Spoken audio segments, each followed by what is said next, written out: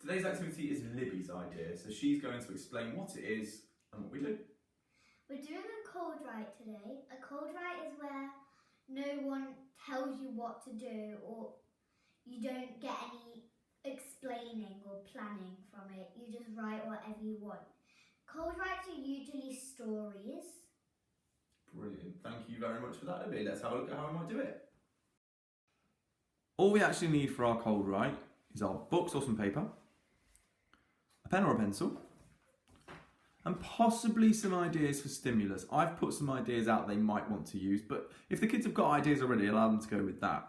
The ideas should be things that can just help them to come up with something to write about.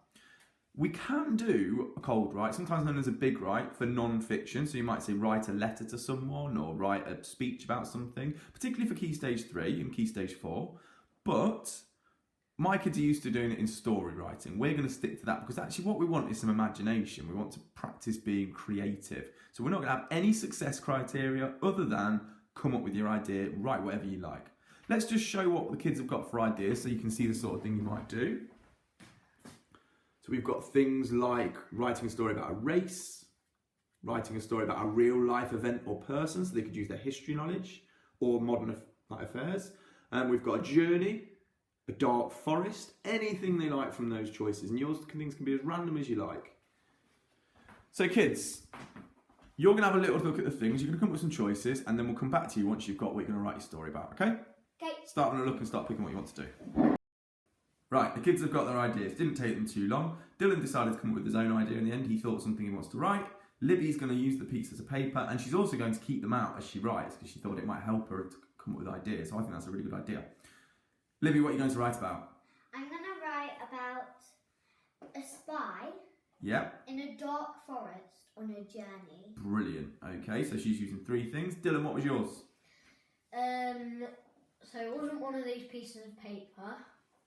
It was about an explorer in a big, deep, dark jungle. Okay. And that's it. I'm now going to let the kids just get on with writing what they want to write. They can plan it if they want to, but they really don't have to. It's more about that creativity. I'm just going to let them see what they come up with. We're going to give them a bit of time, and then I'll show you what some of the things they come up with at the end. You ready, kids? Yeah. Crack on. Again, I thought it might be useful at this stage to see what our kids produced as an example.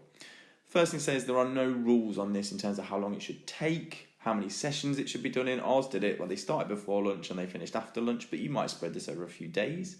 There is no sort of sense of you have to get straight on with writing. They might want some time to plan, or they might want to get straight into it. It's up to them.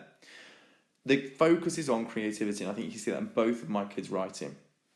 With Libby's, it's not particularly long. I wouldn't have expected too much from her, to be honest. She's only in year 1, but she's got some really creative word choices. She managed to use the word portal in her story, which was brilliant. And in Dylan's, you can see again, there's a really clear sense of purpose. He's got some really imaginative ideas, and there's lots there that's positive. We could use it to pick up on things that we notice as well. I noticed with Libby's that maybe she needs some support in terms of structuring her ideas a bit more. With Dylan's, I noticed that he missed out words in his sentences sometimes, so I've got something I can work on with both of them. But some really positive writing came out of it. And that's the cold write done. Say goodbye, kids. Bye! Here's a recap of what you'll need to do.